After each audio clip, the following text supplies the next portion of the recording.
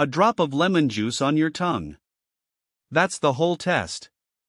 In the 1960s, a psychologist put lemon juice on people's tongues and measured how much they salivated.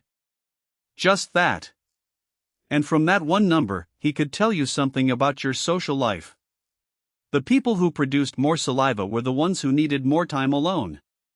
Same drop. Same tongue. Completely different nervous system. This video is about why some people stop wanting to talk. Not because they're sad. Not because they don't like you. Because of something that was already running before you walked into the room. His name was Hans Eysenck. British psychologist. He spent decades trying to find where personality actually lives in the body. His idea was simple, and at the time, strange. He thought some brains were louder than others. Not smarter. Not better. Louder. Running at a higher volume all the time, even in an empty room. There's a system deep in your brainstem that controls how alert you are. It decides how much of the world gets through. It's called the reticular activating system, and it never switches off. Eysenck's theory was that in some people, it sits higher by default. And if your brain is already loud, you don't need much from the outside. You're already at capacity. But how do you measure the volume of somebody's brain? You use lemon juice. That same system controls saliva. When food hits your tongue, the reticular activating system fires and your mouth waters. It's automatic. You can't fake it, and you can't stop it. So Eysenck put drops of lemon juice on people's tongues and weighed the difference. The results split cleanly. The people who scored as introverts salivated more. Noticeably more. Their systems reacted harder to the exact same drop.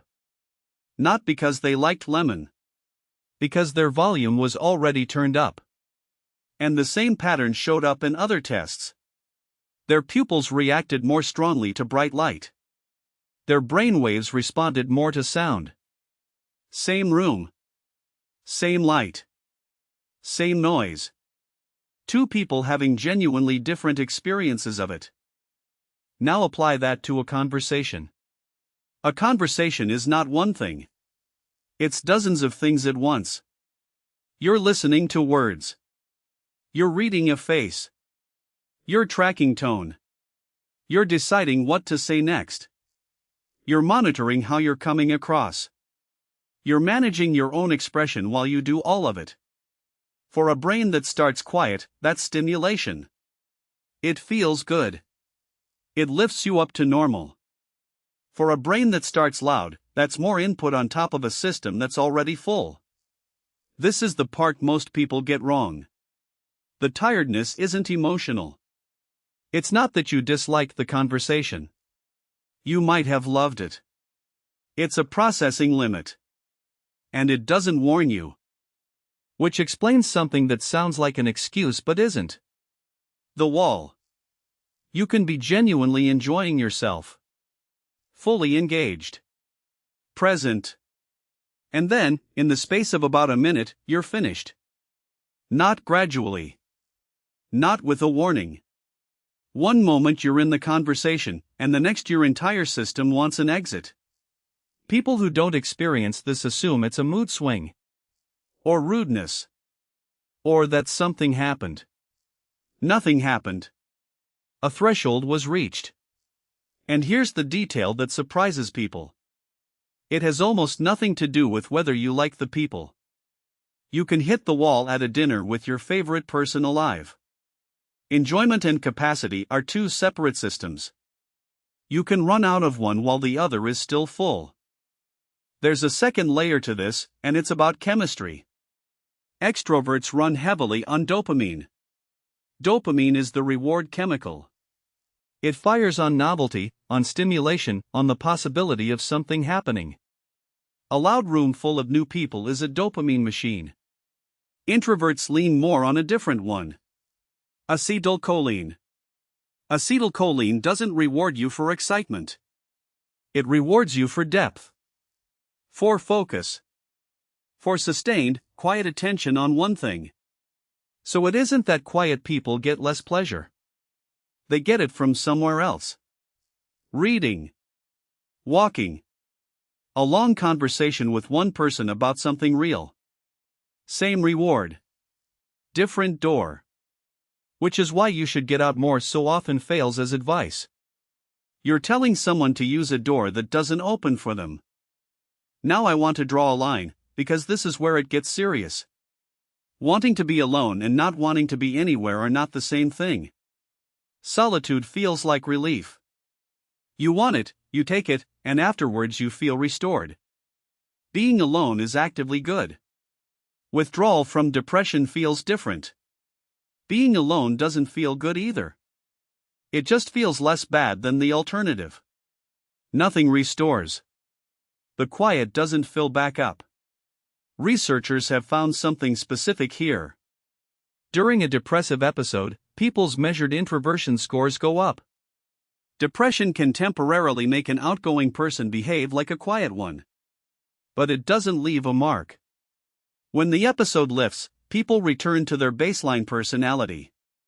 It was a state, not a change. So the question isn't whether you want to be alone. The question is whether being alone helps. If it does, you're recharging.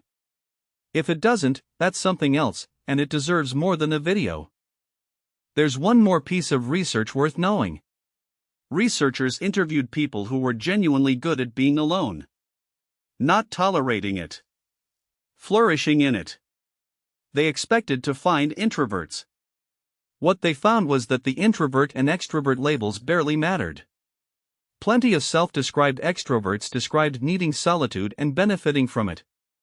The people who did well alone shared three things instead: curiosity, self-reliance, and acting in a way that actually matched who they were. That last one is the interesting one. The line that mattered wasn't between introverts and extroverts. It was between people who knew themselves and people who didn't. So put it together.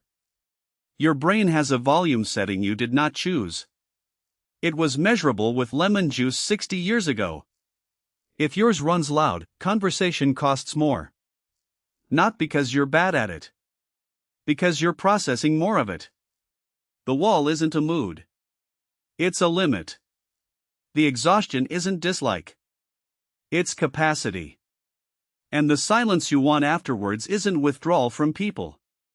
It's the only thing that puts the energy back. None of that is a flaw to fix. It's a specification to work with. There's one thing worth doing with this. Stop apologizing for the recovery. Most people who feel this way have learned to hide it. They say they're busy. They cancel and blame something else. They sit in a car outside their own house for 20 minutes before going in.